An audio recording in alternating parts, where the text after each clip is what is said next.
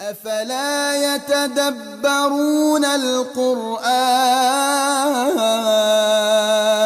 دیا ہے کہ وہ اس بات کی گواہی دے، اپنے آپ کو اس بات کا ہدف دے کہ اس کی نماز، قل ان صلاتی ونسکی، اس کا جانور ذبح کرنا یا کوئی بھی قربانی دینا، ومحیایا، اس کی حیات زندگی، ومماتی، ایون کہ اگر اس کو موت بھی آتی ہے، للہ رب العالمین، وہ اللہ کے لیے جیتا ہے اور اللہ کے لیے مرتا ہے۔ انسان کی زندگی میں توحید کا سبق بہت زیادہ اہمیت کا حامل ہے، اتنا زیادہ اہمیت کا حامل ہے کہ اگر کسی انسان کی توحید پختہ نہیں ہے، اس کا ایمان پختہ نہیں ہے۔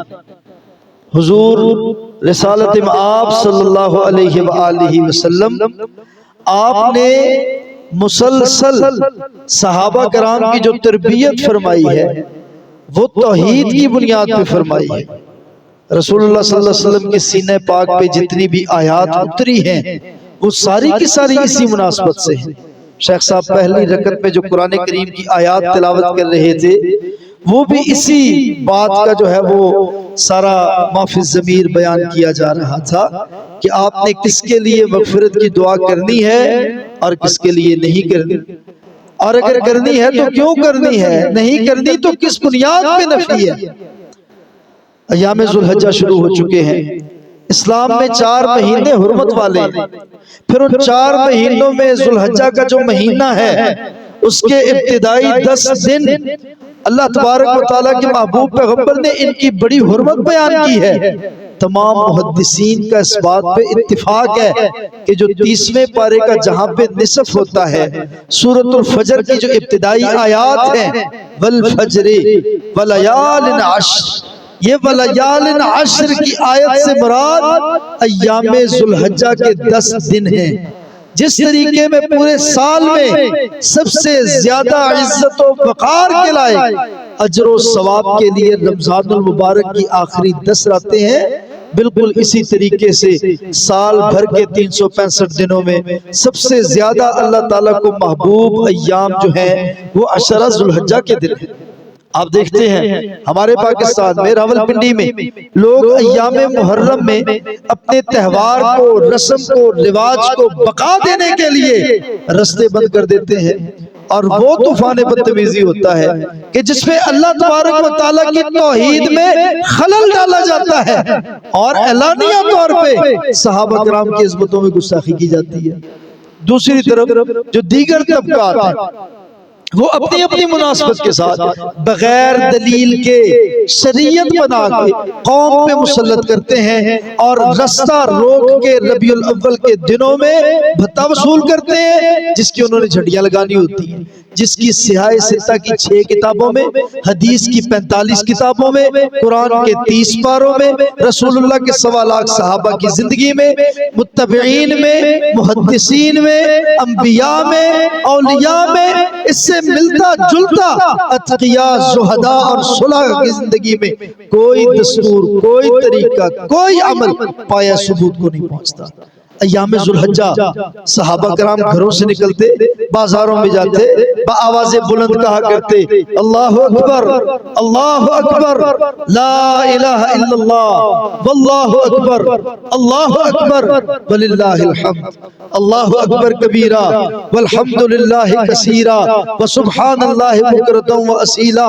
آج آپ کی مسجدوں میں نمازیوں کو یہ تکبیریں یاد نہیں ہیں کیونکہ یہ تکبیرات توحید کا مکمل ممبر و محور بیان کرتی ہیں، کیونکہ ابتدا سے انتہا تک اللہ تعالیٰ کے ہر لفظ میں رسول اللہ صلی اللہ علیہ وسلم نے اس میں بطور توحید کلمات شامل کیے ہیں۔ یہ توحید کے وہ کلمات ہیں جس کو رسول اللہ صلی اللہ علیہ وسلم پڑھا کرتے تھے، مدینے کے بازاروں میں اس کی آواز گونجا کرتی تھی، صحابہ کرام کی زبانوں پہ ایام ذوالحجہ میں ان کی زبانوں پہ یہ ترانے وہ عام ہو جایا کرتے تھے۔ صحابیات اپنے بچوں کو طوطوں کی طرح یہ ترانہ رٹوایا کرتی تھی، یہ تسبیحات اور تحلیلات رٹوایا کرتی تھی۔ عشرہ ذو الحجہ کے دنوں میں رسول کریم صلی اللہ علیہ وسلم روزانہ روزہ رکھتے تھے۔ آج ہمارے گھروں میں سحری کا دستور ختم ہو گیا، افطاری کا دستور ختم ہو گیا، رمضان آیا گزر گیا، اب نفلی روزوں کا ہمارے ساتھ کوئی گہرا تعلق نہیں ہے، حالانکہ ہمارے وہ گھر تھے جس میں ہمارے آباء و اجداد، ہمارے اسلاف اس میں سوبار کا روزہ رکھا کرتے تھے، جمعرات کا روزہ رکھا کرتے تھے، ایام 20 کے روزے رکھے کرتے تھے، نظر کے روزے رکھا کرتے تھے، اللہ کو منانے کے روزے رکھا کرتے تھے، اور اللہ تبارک و تعالیٰ کی عبودیت کی تقویم اور تصدیق اور تحقیق کے لیے وہ کیا کرتے تھے؟ ذو الحجہ کے روزے رکھتے تھے، شوال کے 6 روزے رکھتے تھے، اللہ تعالیٰ کو منانے کی بھرپور جستجو کرتے تھے۔ آج کے نوجوان کو اس بات کی فرصت ہے وہ اللہ تعالیٰ کو منائے؟ آج کا بوڑھا باپ اپنے بچے کو تلقین کرتا ہے، لالچ دلواتا ہے کہ اس کا بیٹا جنت میں چلا جائے۔ حریص علیکم بالمؤمنین رؤوف الرحیم، حضور سرور کونین اس بات پہ حریص تھے، پکڑ پکڑ کے صحابہ کو اللہ کے جنتوں میں لے کے جانا ہے۔ وہ طائف کے لوگ جنہوں نے حضور سرور کونین پہ ظلم کیے، آپ پہ دشنام ترازیاں کی، آپ پہ پتھر برسائے، نبوت کے مبارک جستے خاکی سے انہوں نے خون کے فوارے نکالے، رسول اللہ کو مجنون کے نعرے لگانے والے، رسول اللہ پہ آوازیں کسنے والے، جب آگے آسمانوں سے فرشتہ کہتا ہے آپ ایک دفعہ زبان نبوت سے میں قربان جاؤں، آپ حکم دیں گے میں پکڑ کے ملیا میٹ کر دوں گا طائف کی بستی کو، فرمایا نہیں، رہنے دیجئے، ان کو علم نہیں ہے، یہ نہیں جانتے کہ میں اللہ تعالیٰ کا سچا نبی ہوں۔ ہمارا ایمان کیا ہے؟ ہمارا دین کیا ہے؟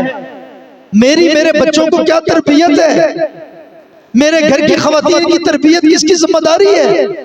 ان دنوں میں بندہ جانور خریدنے جائے گا، پوچھے گا، جمعے میں سن کے جائے گا، مولانا صاحب سے پوچھے گا، میرے سے سوال کرے گا، اس کو بتایا جاتا ہے بھائی جان جانور کان کٹا نہیں ہونا چاہیے، آنکھ سے بھینگا نہیں ہونا چاہیے، جسم سے لاغر نہیں ہونا چاہیے۔ اس کو یہ بھی بتاؤ بٹھا کے بھائی تو بھی کان کا کچا ہے، ضعیف روایت پہ بحث کرتا ہے، تو بھی کان کا کچا ہے، بغیر دلیل کے دین کو قبول کرتا ہے، تو بھی کان کا کچا ہے، رسول اللہ کی نماز کے مقابلے میں نماز لے کے بیٹھا ہے، تو بھی کان کا کچا ہے، چغلی کو تو پسند کرتا ہے، تو بھی کان کا کچا ہے، موسیقی تیرے دل کو بھاتی ہے، تو بھی کان کا کچا ہے، معاشرے کی تمام برائیاں سنتا ہے، اصلاح نہیں کرتا ہے، تو بھی آنکھ کا بھینگا ہے، تجھے بیواؤں کا درد محسوس نہیں ہوتا، تجھے یتیموں کی یتیمی کا احساس نہیں ستاتا، تو بھی آنکھ کا بھینگا ہے، تمہیں دین حق نظر نہیں آتا، تو بھی آنکھ کا بھینگا ہے، نماز کا وقت جاننے کے باوجود نماز کے لیے تو گھر سے نہیں نکلتا، تو بھی آنکھ کا بھینگا ہے، تو اللہ کی کتاب قرآن کریم کو پڑھنے سے عاری ہے، پڑھنے سے عاجز ہے، پڑھنے سے غافل ہے، پڑھنے سے لاپرواہ ہے، حدیث رسول کو پڑھنے کی تجھے گنجائش اور توفیق باقی نہیں ہے۔ بھائی تو اپنی آنکھ کا بھی علاج کروا لے،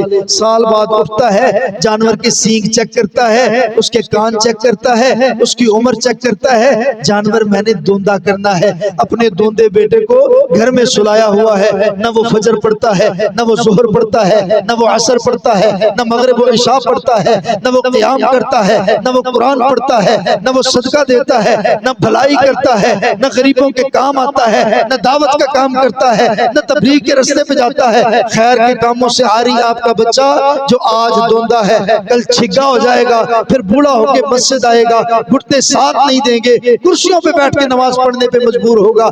آج جوانی کے سجدے میرے رسول کو بڑے پسند تھے، میرے اللہ کو بڑے پسند ہیں، آج آپ کا یہ دوندا مسجد میں آنے سے قاصر ہے، کھیروں کو لے لے کے دین کے کاموں پہ آ جاتا ہے، دوندوں کو نماز کے لیے قریب نہیں لے کے آتا۔ لن ينال الله لحومها ولا دماؤها ولكن يناله التقوى منكم، اللہ کی قسم قرآن چیخ چیخ کے بتاتا ہے سنو مومن، تمہارا خون تمہارے جانور کا گوشت آسمانوں پہ نہیں چڑھتا، تم اللہ تعالیٰ کو اپنے جانور کا گوشت نہیں پہنچا سکتے، تم اللہ تعالیٰ کو اپنے جانور کا خون نہیں پہنچا سکتے۔ یا اللہ میں کچھ تو پہنچانا چاہتا ہوں، میں تجھے کیا پہنچاؤں؟ وَلَكِنْ يَنَالُهُ التَّقْوَى مِنْكُمْ، اللہ تعالیٰ تیری چٹی چمڑی نہیں دیکھتا، اللہ تعالیٰ تیری بھری جیب نہیں دیکھتا، دیکھتا، اللہ تعالیٰ تیری بڑی پراڈو نہیں دیکھتا، اللہ تعالیٰ تیری 4 منزلہ کوٹھی نہیں دیکھتا، اللہ تعالیٰ تیرا جسہ قد کاٹ نہیں دیکھتا، اللہ تعالیٰ تیری چودراہٹ کو نہیں دیکھتا۔ اللہ تعالیٰ کیا دیکھتا ہے؟ اللہ تعالیٰ دیکھتا ہے کہ تمہارے دل میں تقوی کتنا ہے۔ وَلَٰكِن يَنَالُهُ التَّقْوَىٰ مِنْكُمْ، تمہارے دل میں ایمان کتنا ہے، تقوی کتنا ہے، اللہ کا ڈر کتنا ہے۔ اور ساری کی ساری گیم تقوی کی ہے۔ ایمان کیا ہے؟ تقوی ہے۔ سچ کون بولے گا؟ جس کے دل میں تقوی ہے۔ زنا سے کون بچے گا؟ جس کے دل میں تقوی ہے۔ گناہ سے کون بچے گا؟ جس کے دل میں تقوی ہے۔ خیرات کون دے گا؟ جس کے دل میں تقوی ہے۔ برائی سے کون توبہ کرے گا؟ جس کے دل میں تقوی ہے۔ رسول اللہ صلی اللہ علیہ وسلم نے فرمایا الا ان فی الجسد مضغۃ اذا صلحت صلح الجسد كله واذا فسدت فسد الجسد كله الا وهي القلب، اس دل کو سیدھا کرو، ایمان کو سیکل کرو، ایمان کو مزین کرو۔ حضور سرور کونین صلی اللہ علیہ وسلم یہ جو اذکار کارڈ کا آپ کے سامنے فلیکس لگا ہے، کوئی اس کو 5 سال سے دیکھتا ہوگا، کوئی اس کو 15 سال سے جانتا ہوگا، اپنی زندگی کے 40 بہار دیکھنے والوں، آج بھی اگر تمہیں اذکار یاد نہیں ہے، اذکار کرنے کی فکر اور پرواہ نہیں ہے، اللہ تعالیٰ کو منانے کی تسبیح کی جستجو نہیں ہے، اللہ کی قسم تمہارے دل میں ایمان اور تقوی کی غفلت اور کمزوری ہے۔ زبانیں لمبی، باتیں ڈھیر، ایمان زیرو، ایمان چھوٹا، عمل چھوٹا، فجر پڑھتا ہے تو سنتیں نہیں پڑھتا۔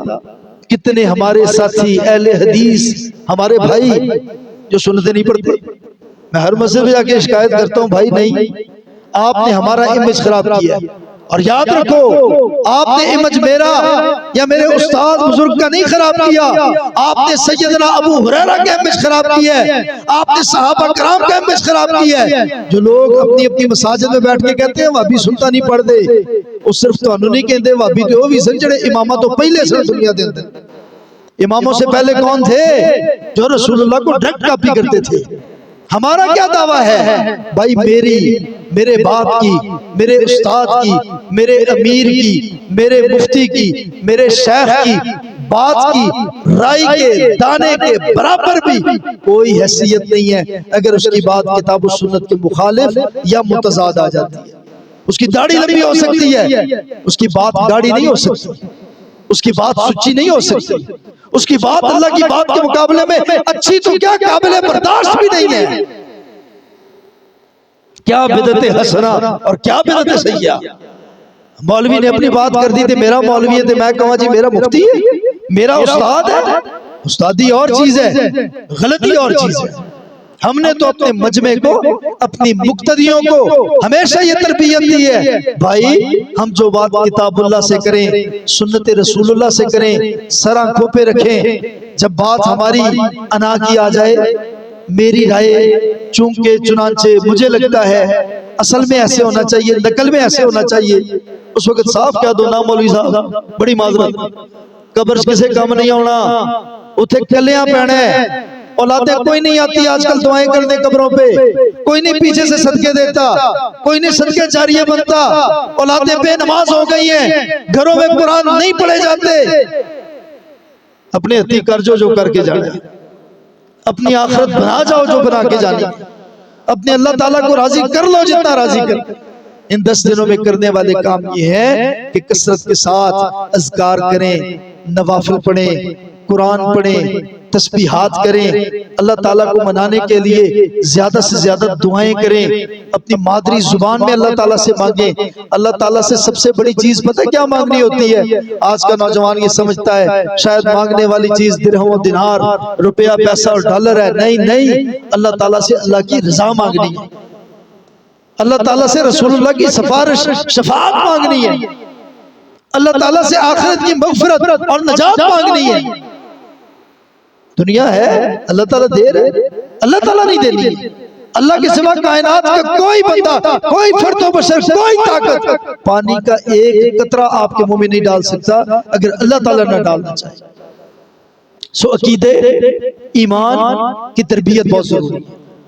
اپنے بچوں کو، اپنے آپ کو دین کے ساتھ جوڑیں۔ کتنے دکاندار ہیں، میں جانتا ہوں، جمعے کے آخری وقت میں منہ اٹھا کے مسجد آ جاتے ہیں، اور رسول اللہ صلی اللہ علیہ وسلم کا فرمان نہیں آتا کہ میرے حبیب نے فرمایا صلی اللہ علیہ وسلم فرمایا جب خطبہ شروع ہوتا ہے ممبر خطیب جو ہے وہ ممبر پہ بیٹھ گیا خطیب، اذان شروع ہو گئی، لو جی کتاب سے بند ہو گیا، جس نے آنا ہے اس کو زور کی نماز کا ثواب ہے۔